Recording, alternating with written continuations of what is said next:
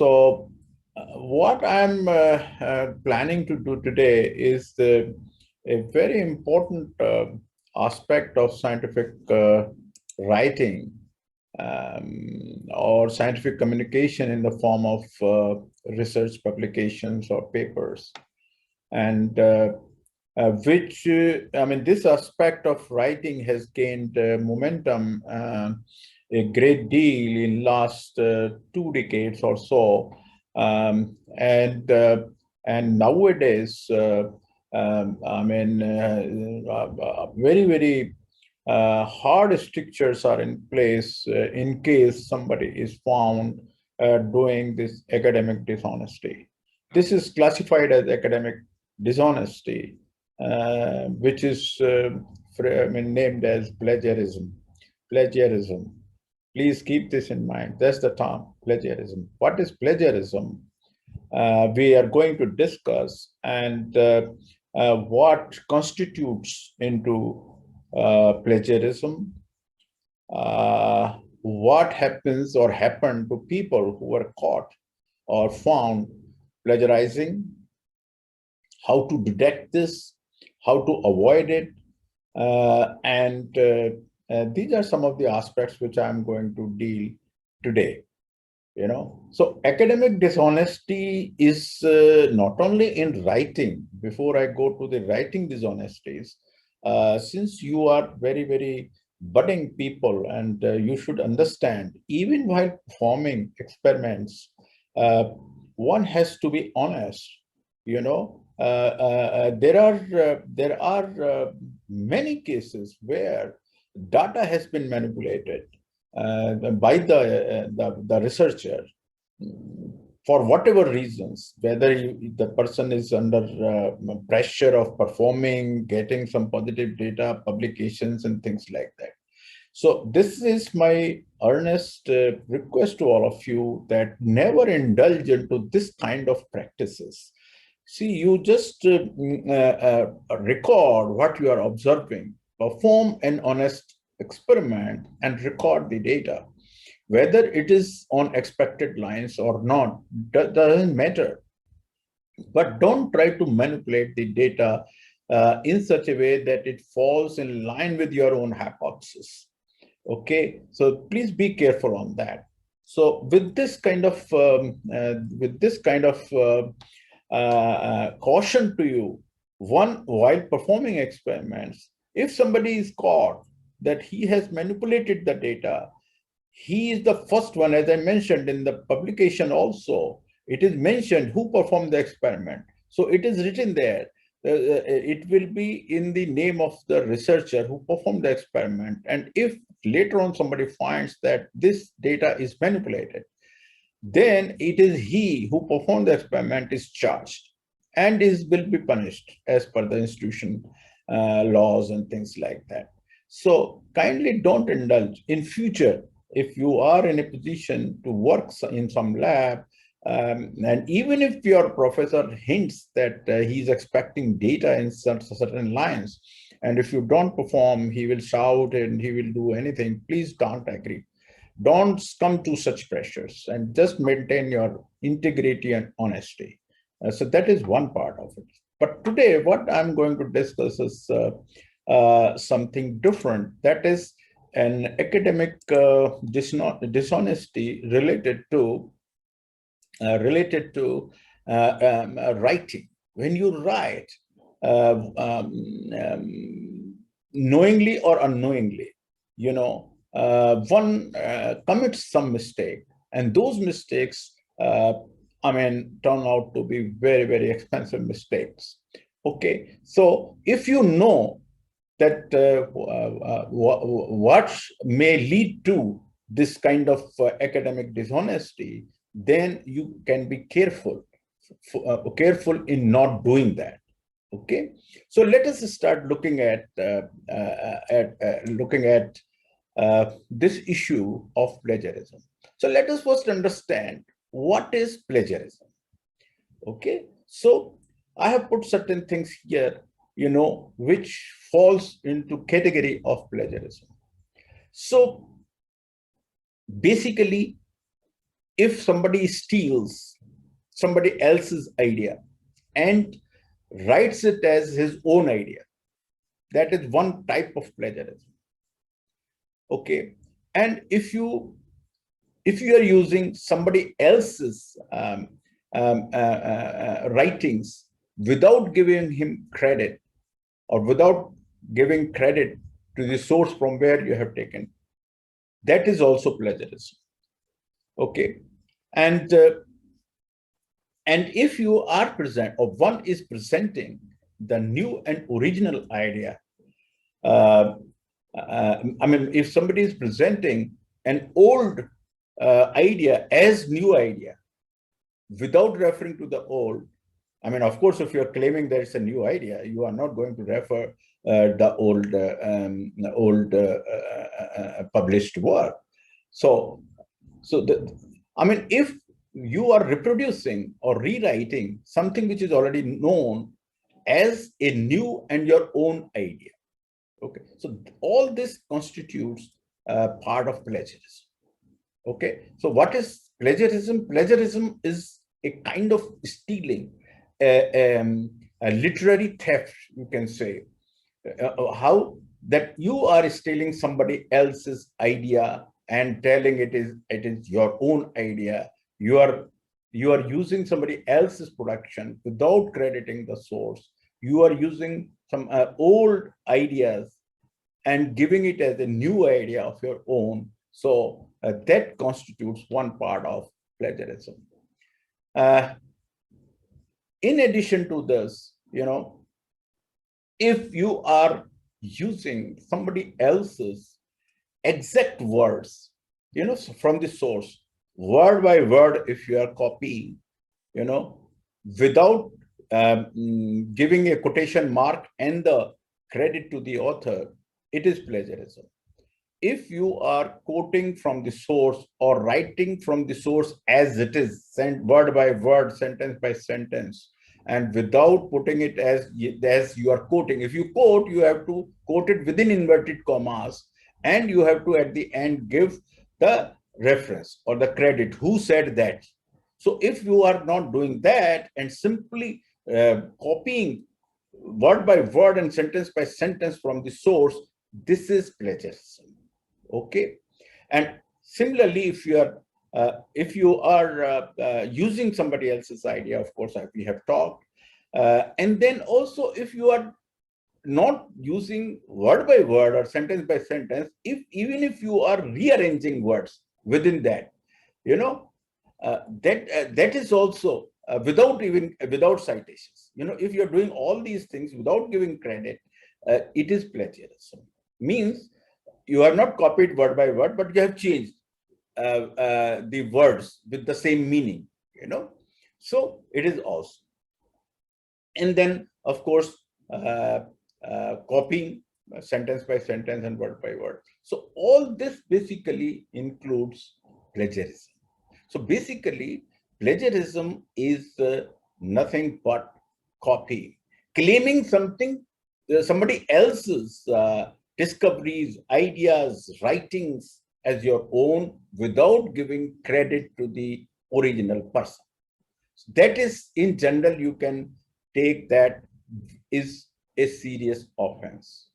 So academic is, you can say, literary theft, academic dishonesty nowadays. So it is a very, very serious offense. Okay, like for example, if you are asked to give an assignment, you are given assignment and you copy word by word, copy paste from some source. Even today, these days, even students' assignments are checked for plagiarism. And if they are found, they have plagiarized, they are seriously dealt with. Okay, and we have this in place. Actually, I have come to that. So please be careful, even in writing your assignments given. Don't copy, paste from source. Don't do this rearrangement of words. Don't play around words. You can go through, write in your own words, and give. Even if you are using statements from the source, please give credit. Please give references. From where you are taking. So that is to avoid. I mean, I will come that part later. But then the point I'm trying to make here is that avoid doing this. So now, since you know, I'm telling you, and you will know from other sources also, that these kind of activities, copying somebody else's idea and writing it as your own ideas, is a serious offense. Okay, and this is what constitutes plagiarism. Fine. Then, I mean, one can say why people plagiarize. Another question, but one can ask. There are, I mean, these are the reasons, which is, lame excuses, I would say. None of these reasons justify that crime one makes. Okay. I mean, lack of knowledge, you can say, but in today's world, I mean, 20 years back when it all started, one can say we didn't know. But then today's, everybody knows that, if you do like this, it is a serious offense. Only thing is, one can say, okay, if one lacks the writing skills, so you tend to, steal it from other source. If you want to write the same thing which somebody has already written, you just take it as it is. So that is lack of some confusion, pressure of publication. Quickly, you want to write some paper, and then you are doing this kind of misconduct. Lack of time planning. I mean, these are some of the excuses which people give that for, reasons for plagiarism. But then, none of these reasons really carry any ground. So please avoid. Don't, try to cite this kind of excuses if caught. Okay. The other thing is the laziness, fear of failure, and language, etc. These are other things which one can cite as a reason for plagiarism, but none of them. These are just possible things which I've tried to put it here. Reasons which people had been giving for plagiarizing, but nothing is taken as an explanation. If one is caught, it is a serious offense. Okay. Now let us look at in further details the kind of plagiarism, whether intentional or unintentional. See, not always one intends to do plagiarism, but unintentionally also things happen. So we have to take care that even unintentionally things don't happen. Knowingly is one thing, and sometimes unintentionally also one ends up in a scenario of plagiarism. Okay, so first let us look at slightly in detail the types of plagiarism. Okay, so one is, if you look at here, complete plagiarism means a piece of work copied entirely from one or more sources. This is one. So completely it is copied from source as it is, and no credit is given. This is one kind of plagiarism. Copy and paste. This is again part of the point one, that you copy paste, word to word textual contents. Paraphrasing. You use, from the text, you just change little words from here and there, and reframe the sentence, but it is meaning the same. That is also plagiarism. And self-plagiarism. This is something very, very important. That is, you are copying your own published work, and claiming it as a new, part.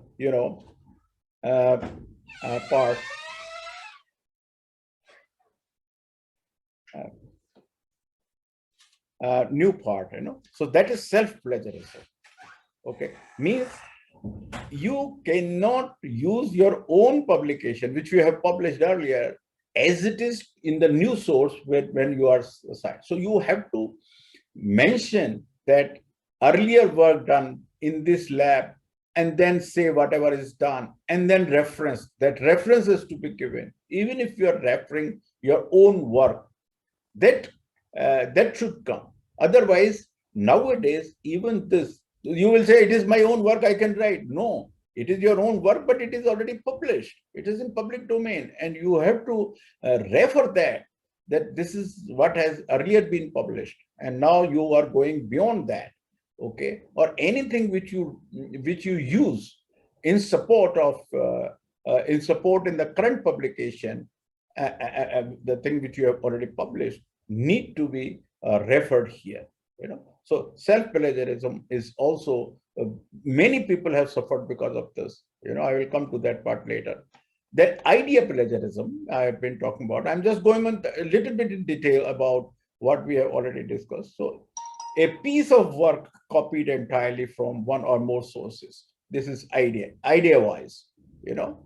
Then artistic, you just reproducing a figure or a table, from other source without giving credit to that fellow. Okay, so that is also plagiarism.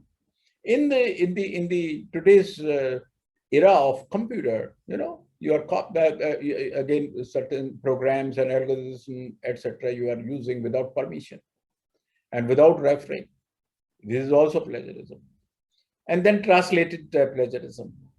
So in one language, some story is written, and then you are just translating that story into another language and claiming that it is your own book. So that is translational plagiarism. You are claiming somebody else's story in another language, your own in this language. Okay, so these are some of the types of plagiarism which have been known and found people doing, and that's why now they have come as a concrete way or types of plagiarism.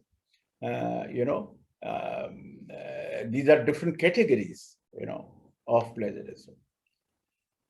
Now, before I proceed, as I mentioned, there are many cases where well-known people are involved of plagiarizing or in plagiarism.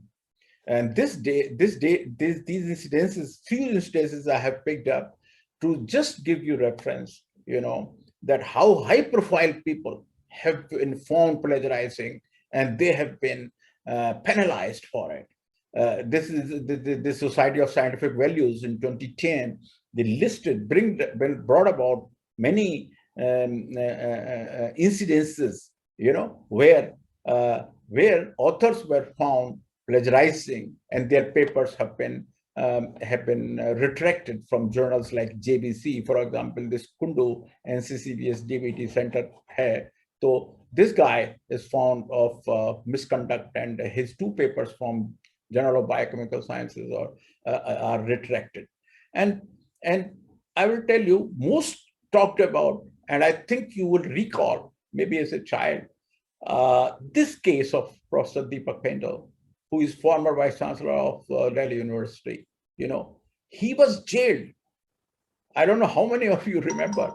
He was imprisoned in Tihar jail, and still that case is going on. He's on bail, and that case was plagiarizing.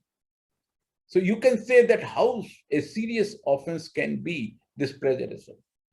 So this is the very high profile, must talked about case of Professor Deepak Pendle, and this is in court actually, and that is still going on. And another, this Vice Chancellor of Pondicherry University, she was found plagiarizing in most of her papers, and she lost her VC. She was removed as Vice Chancellor, post. So, this is just, I'm not scaring you, but then these days, plagiarism is taken as a very serious matter. If somebody finds that one has plagiarized, then humiliation is one part, and punishments are another.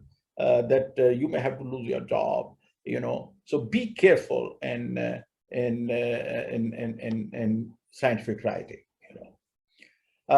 Okay, after having established what is plagiarism, what it can lead to, next is how one can avoid plagiarism. It is very simple. I mean, it's not very difficult to avoid, you know. First of all, one should understand what constitutes plagiarism, and I have tried to explain. You can further read and understand that what you do is will constitute plagiarism very clearly, and this is the time. Like as a student, if you learn like this course and I'm discussing with you, this is the beginning. If you have not known earlier, at least now you have some idea about this scientific misconduct in writing, you know. So you have to avoid plagiarism. You should know what is plagiarism, and you should understand that. So if you understand, you will not do, you know. Even if after understanding one commits, then it is of course a crime. I mean, you just cannot give any excuse whatsoever, you know.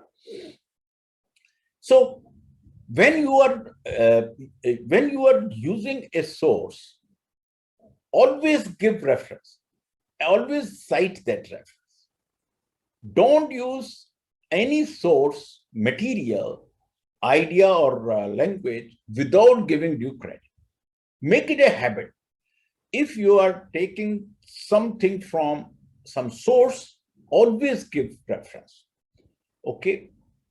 And if not possible, you can give in acknowledgements. Certain things, if suppose you have taken help from some other laboratory, you can always, or you should always acknowledge that.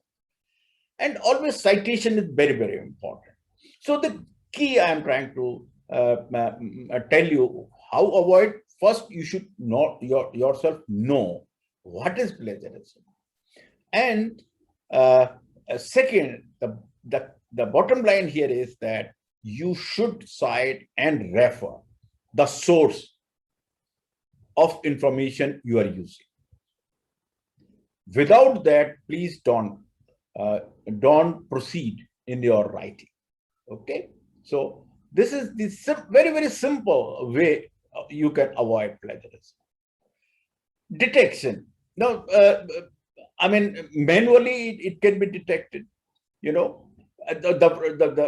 for example, if you are taking copy pasting from two sources, you know, so one journal follows one type of citation or referring pattern. Another source follow another referring pattern. And if you are copying two sources, the reader, you know, whom you are submitting, he can find out that this is copied from two different sources.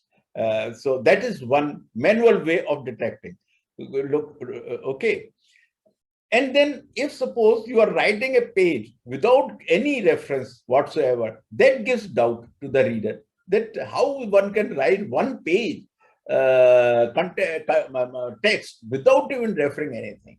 So that doubt is originated. And then, of course, once things get doubted, then they start looking at further critical analysis is done. And then writing styles. You know, if you are taking two sources, each person has his own style of writing. So when a third party is reading and you have mixed the two styles, he can very easily find out, you know. So these are some of the manual ways by which a reader can find out that there is something fishy, you know. Other than that, these days, there are computer-based systems now available. Softwares are available where you nowadays, in fact, before submitting any paper, you have to find out the plagiarism yourself. That knowingly and unknowingly you have something has come in. So there are softwares where you can deposit your text, and they can give you the similarity index, that how much, and there is a permissible limit which is accepted by journals or everybody, say 10 mark or 20 mark. Similarity can be there, you know. That is because of so many other reasons, you know, the terminology is used, etc., etc.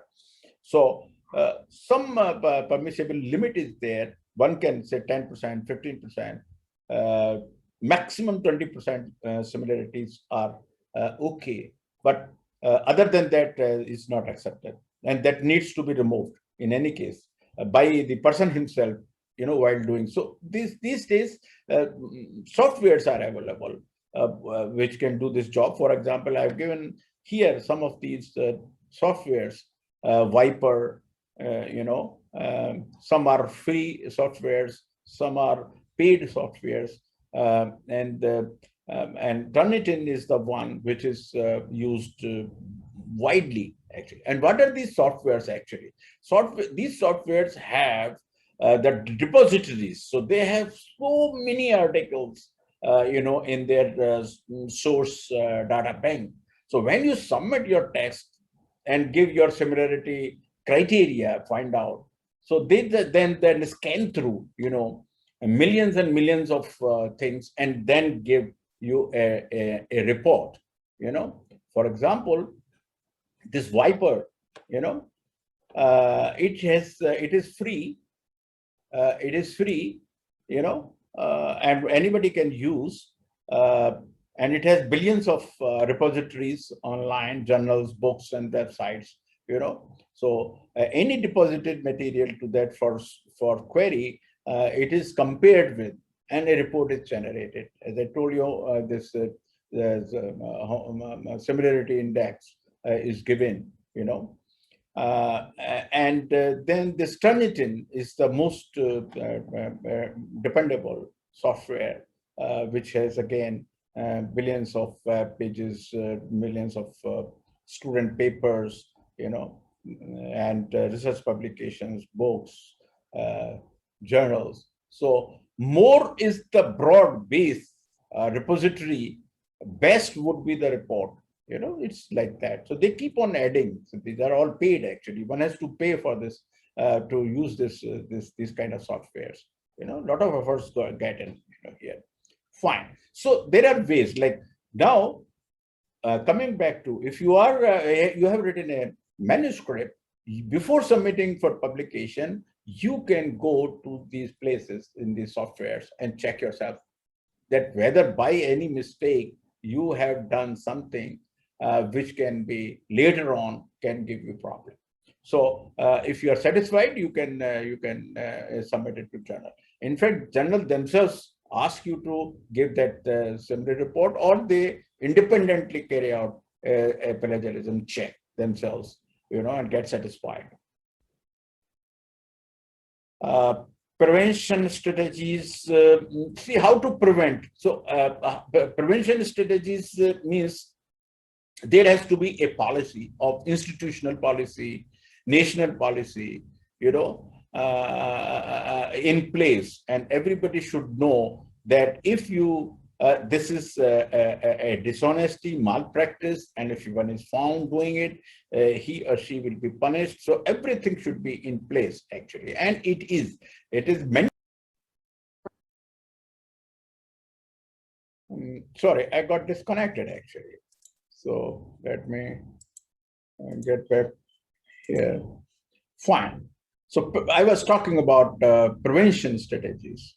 Okay. So nowadays it is mandatory from UGC or AICTE controlling agencies that each institution should have these policies in place for their own students, faculty, that if the policies against plagiarism, and if they found, then what are the punishments one can have. So do's and don'ts. Okay, they should be in the right place. So as an academician, what one can do, or what kind of role the teachers, the faculty, or senior academicians have. Basically, our role, like nowadays, see, in this master's program, this is part of your curriculum. Now, this is the effort of senior academicians to develop a curriculum where we are discussing, we are enlightening you of this aspect, that that if intentionally or unintentionally, one should not do such things which constitute as academic dishonesty. Okay, so this is I mean, like, discussing with the students, telling them what is right, what is wrong, making them understand, that what can do as senior academicians. And then librarians, for example, in libraries, for I mean, they have their own role in this. uh, I mean, in the first day itself, for example, uh, in our university, in the introductory program, we used to have. Now, because of pandemic past 2 years, it has not been done. So our librarian used to enlighten the new entrants to the university about all these uh, part of plagiarism, also a little bit, and then what kind of softwares we have in library which are free to use, so and how this information can be retrieved from different databases. All these things is part of a librarian and his responsibility in different institutions and universities. See, so they have their own role to enlighten. Okay, so with this, I'm stopping here.